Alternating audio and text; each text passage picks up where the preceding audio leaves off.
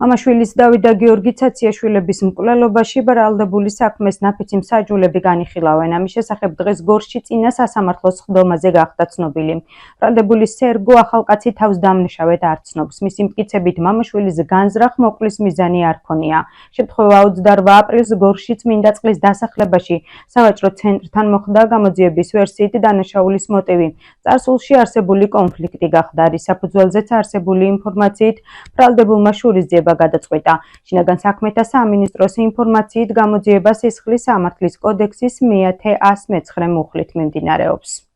სასამართლომ შეაფასა იყო თუ არა საქმეში ალბათობის მაღალი ხარისხით ისეთი მტკიცებულებების ერთობლიობა, რაც ობიექტურ პირს დაარწმუნებდა ბრალდებულის ბრალეულობაში.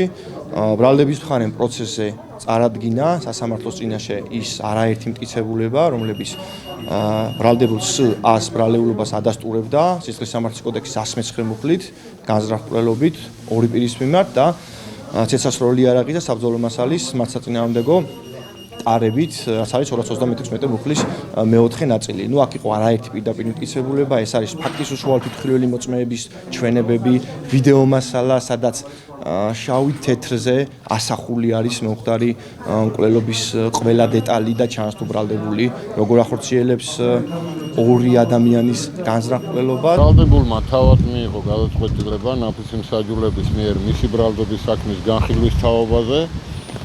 რაც შეეხება ბრალდებასთან მის დამოკიდებულებას, მან სასამართლოში დაადასტურა, რომ მას არ ქონია არათუ ორი, არამედ ერთი ადამიანის მოკვლის განზრახვაც.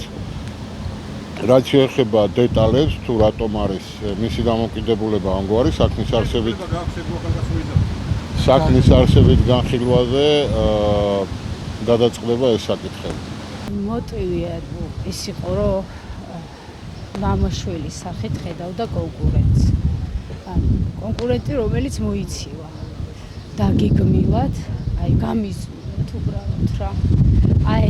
ესეთი სისასტიკით და ესეთი დანაშაული, არ ვიცი, როგორ უნდა მომხდარიყო. ოჯახის პოზიცია არის, რომ უმძიმესი სასჯელი ქონდეს, უმძიმესი.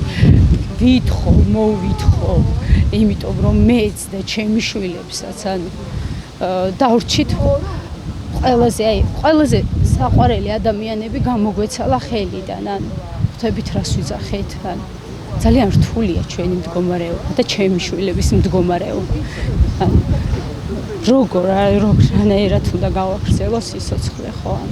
ძალიან რთულია.